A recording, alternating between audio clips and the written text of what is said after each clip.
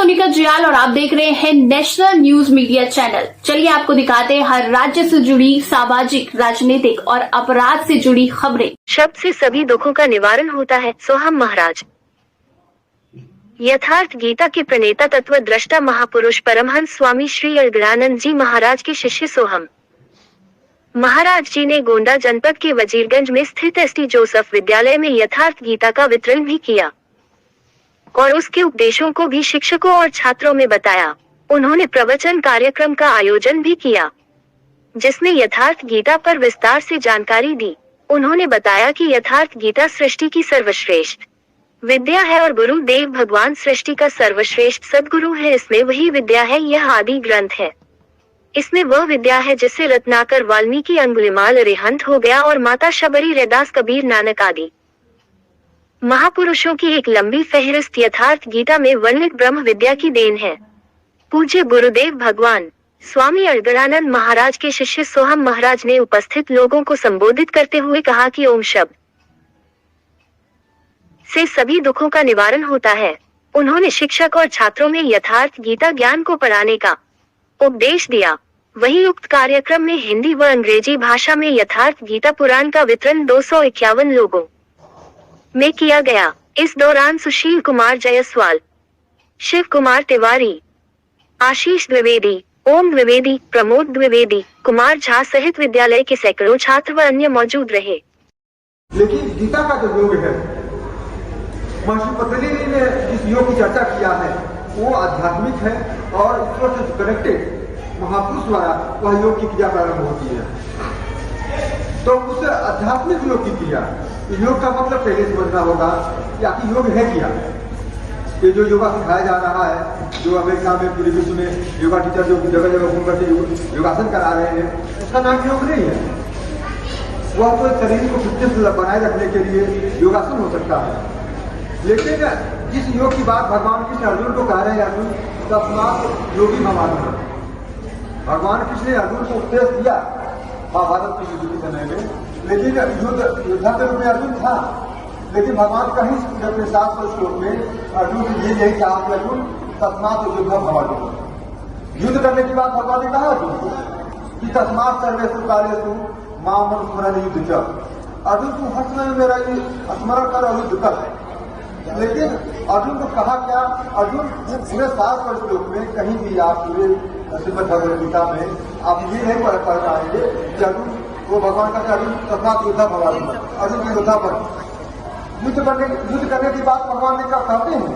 लेकिन अर्जुन को कहते हैं अर्जुन तस्मात् योगी भवामि। योगा कर कौशल करने का नाम योगी है। वो जिस योग की बात भगवान कृष्ण ने कहा, इसलिए गीता के प्रत्येक अध्याय के अंत में ब्रह्म विद्या या योग शास्त्री श्री कृष्ण अर्जुन संवाद है। भगवान कृष्ण और अर्जुन का जो संवाद है यह ब्रह्म विद्या है, यह योग शास्त्र है। और वह योग है आत्मा का परमात्मा से कनेक्ट होना, connected to the supreme power. आत्मा, परमात्मा, परमेश्वर, खुदा, रब, गॉड, चाहे कोई जितना मसला है सबके संबोध जितना मसला पुकार है। तो ऐसा नहीं कि ईश्वर की जो परिभाषा है कि आप कहते हैं लोग बाइबल के अनुसार कि ईसा मसीह का विश्वास किए बिना कोई परमेश्वर के राज्य में प्रवेश नहीं कर सकता और दुनिया भर के कभी लोग मेरे पास आओ मैं तुम्हें विश्राम दूंगा। वो ईसा मसीह ने जो चीज प्राप्त किया उनको नई चीज नहीं उन्होंने बताया। ईसा मसीह स्वयं भारत में 13 साल की उम्र में आए और 29 साल की उम्र तक भारत में ही आध्यात्मिक महात्मा से महापुरुष थे, उनके सरल सानिध्य में रह करके वो आध्यात्मिक भाषा सीखा, उस विद्या को क्रियान्वित किया और कुछ विद्या से प्राप्त हुई, भगवान का कुछ दर्शन हुआ। लेकिन स्वजतिवादी कर दिए और एक स्वर गाड़ी लाइट वो फेथ ऑफ चैरिटी।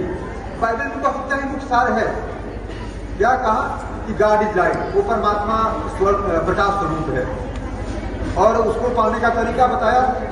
वो तो बता ही नहीं पाए क्योंकि उनके आज के 2000 वर्ष पूर्व वो परिस्थिति थी ही नहीं। हाँ, कुछ चमत्कार दिखाया, अंधे को आंख दिया और कोढ़ी को मुंह ठीक कर दिया, कुछ चमत्कार दिखाए। लेकिन वो लेकर जाएगी आशा, विश्वास और दान। ईसाई धर्म को आजकल यही चलता। लेकिन उस परमेश्वर के राज में क्या कहा कि मेरे परमेश्वर के राज में वही प्रवेश कर पाएंगे जो बच्चों जैसे हो गए हैं। अब बच्चों जैसे होने का क्या मतलब है? शरीर से बच्चापन हो जाना ये नहीं, मतलब जैसे 5 साल के बच्चे में काम क्रोध लोग वो मन मत्सर किसी प्रकार की नेगेटिव थिंकिंग नहीं जाएगी, नेगेटिव एनर्जी नहीं जाएगी, तो वो शरीर के बड़ा होते भी वो बच्चों जैसे उनको करेंगे। और यही परमहंस भगवान का कहना था, वो 5 साल का बच्चा और परमहंस स्वरूप में ऋषि महापुरुष इतना ही होता है। इसलिए आपने अभी अयोध्या धाम में 22 जनवरी को जो प्राण प्रतिष्ठा महोत्सव किया गया, उसमें भगवान राम के बाल स्वरूप का उसमें मूर्ति लगाई गई है। तो ये भी एक बहुत बड़ा रहस्य छिपा हुआ है। बस अमानस में भी है, उनके गुरु ने बालक रूप राम का ध्याना, दीन मोहि गुरु कृपा निधाना, बालक रूप राम का ध्यान करने की बात कहा। अब राम तो राजा राम, रामकुमार राम, वनवासी राम, योद्धा राम, लेकिन बालक रूप राम का ही ध्यान क्यों? इसलिए श्री परमहंस जो स्वरूप महापुरुष परमात्मा को जो प्राप्त कर चुके, अखिल ब्रह्मांड का महानायक परमात्मा जिनके हृदय में व्यक्त हो गया है, तो ऐसे महापुरुष जिनके हृदय में परमात्मा व्यक्त हो गया वो बालक स्वरूप हो जाते हैं। और जिनके हृदय में परमात्मा प्रकट होता है तो उनके अंतराल में सारे नेगेटिव जो एनर्जी है, नेगेटिव जो थिंकिंग है, वो समाप्त हो जाती है, वो पॉजिटिव एनर्जी में चेंज हो जाती है। योगी भगवान को जान करके वो भगवतमय हो जाते हैं, भगवत स्वरूप भगवान हो जाते हैं। तो कहने का मतलब ये है, परमेश्वर के राज्य में प्रवेश पाने का तरीका अगर आपको जानना है तो उसके लिए साधन विधि बाइबल, पूरे बाइबल में कहीं नहीं।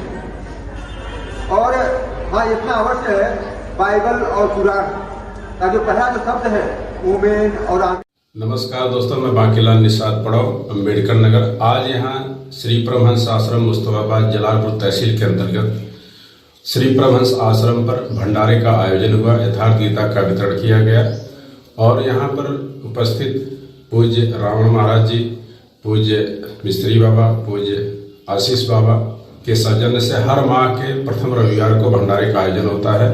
आइए जानते हैं कि किस तरीके से यहाँ भजन संकीर्तन पूज्य रावण बाबा द्वारा, मिस्त्री बाबा द्वारा किया गया है, और आइए जानते हैं कि पूरा कहानी और यहाँ भंडारे का आयोजन का कार्यक्रम का जलवा।